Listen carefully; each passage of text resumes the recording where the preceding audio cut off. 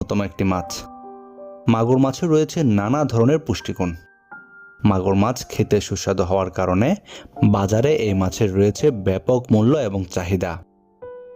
একটা সময় ছিল যখন আমাদের প্রাকৃতিক উৎসে এই ধরনের মাছের ব্যাপক দেখা মিলত, কিন্তু সময়ের সাথে সাথে প্রাকৃতিক উৎস থেকে এই মাছগুলো প্রায় বিলুপ্তির পথে।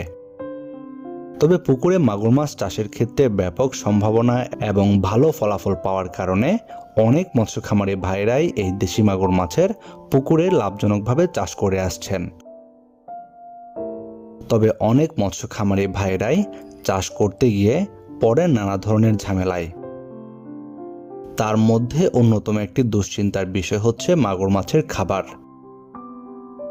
অর্থাৎ কি খাবার দিয়ে এই মাছ চাষ করলে এই মাছের ভালো গ্রোথ আসবে। তাই আমাদের আজকের পর্বে আমরা আলোচনা করেছি